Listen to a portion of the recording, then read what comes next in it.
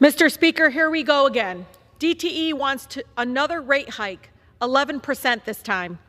Our families can't afford more power outages in Michigan that wipe out groceries, spoil medicine, and leave our neighbors without critical medical devices, all because DTE rather pad their pockets for their shareholders and executives than invest in reliability for our families. We know that DTE charges some of the highest rates, Mr. Speaker, in the nation, while they have some of the most unreliable services and performs hundreds of thousands of utility shutoffs per year. The company made $1.4 billion last year alone. Their CEO made $12.5 million last year. Investor-owned utilities like DTE will always put profits over the people they're supposed to serve. These are companies that don't see providing us power as essential to our daily lives. We are just another account number to them. Now DTE is seeking another massive $574 million rate hike. And it's important to note, Mr. Speaker, that it's just a few months ago that the Michigan Public Service Commission approved already a $217 million rate hike back in January. So the Michigan Public Service Commission must do the right thing and reject this outrageous, unreasonable rate increase. Access to utilities is not a privilege. It is a fundamental human right. Every single family should have access to electricity, heat, and water. We need public power to all. We need utilities that serve people, not shareholders. We need to take the profit motive out of the services we all need to live and thrive on. It's hard to believe that it's only been 13 weeks. That's right, 13 weeks. President Trump's first 100 days in office have eroded constitutional rights, illegally and lawlessly dismantled federal agencies, consolidated power into the hands of the billionaire class. I like to describe it not as shameful and lawless and reckless, which is all those three things, but it's also the cruelty of how it's being done. He has relied on executive orders to push through illegal and divisive policies that circumvent this chamber, this Congress, going around Congress. It has empowered an unelected billionaire like Elon Musk, of course, to fire federal workers without cause and dismantle the programs our families depend on. It's probably why they're losing in court. Like 93% of these courts were winning because, again, much of what he's doing is illegal.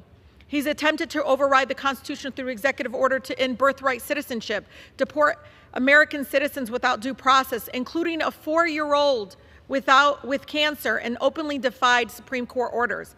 This is a constitutional crisis. This is a fact.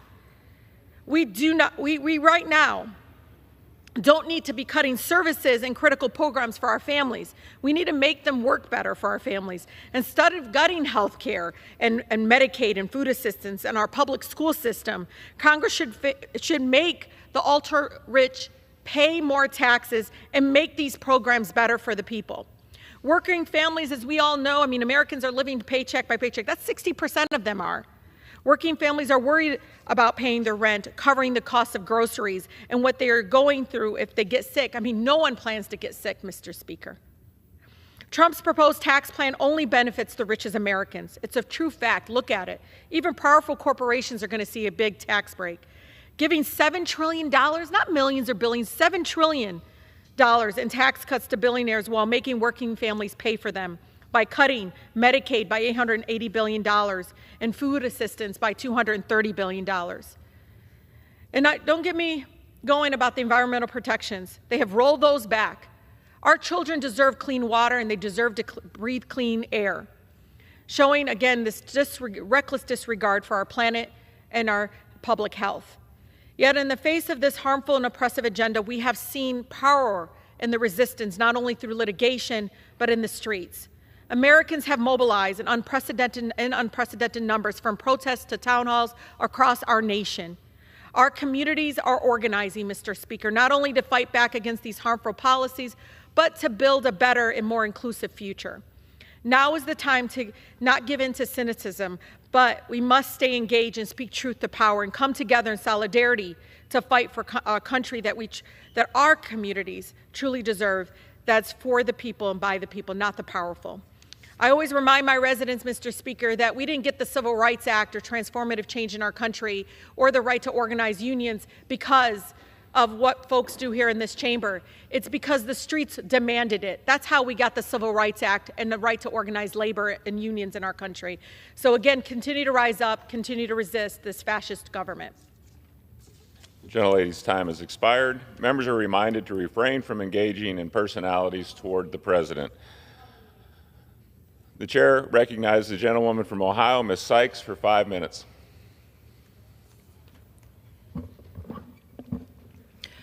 Thank you, Mr. Speaker.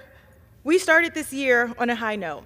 On January 5th, President Biden signed the Social Security Fairness Act into law, expanding Social Security for thousands of Americans whose benefits that they earned through years of hard work were cut because of bad policies.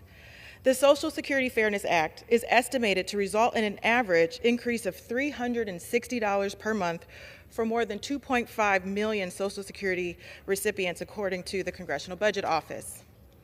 These are our teachers, firefighters, and other public service employees who have dedicated their careers and their lives to serving and ultimately improving their communities.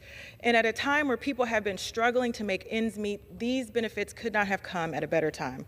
This was a major victory for Ohio's 13th District and all of America, one that I was proud to support as a co-sponsor, then by signing the discharge petition to bring it to the House floor before finally voting on it here on behalf of the constituents that I represent. I've heard from countless people in my community thrilled that they were finally able to get the Social Security benefits that they deserved and that they earned. There wasn't anywhere that I could go in the community, church, the grocery store, the gym, restaurants. Someone always stopped me to thank me for voting for the Social Security Fairness Act and tell me the story about how it is going to change their lives. So you can imagine my disappointment as the Social Security Administration has taken recent actions to hurt, not help, the American people, including those in Ohio's 13th.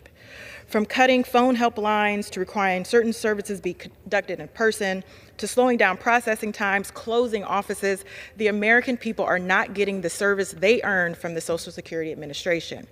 And now, to add insult to injury, the Trump administration is vowing to withhold the benefits of Americans as a result of mistakes made by the Social Security Administration. Instead of making the Social Security Administration work better and remain solvent, the Trump administration is accusing seniors of fraud and calling their earned benefits waste. The fraud is an unelected billionaire, the richest man in the world, who is cutting services to low and middle income families. The waste is the garbage coming out of people's mouths who don't care about seniors and say things like, it is just a complicated Ponzi scheme.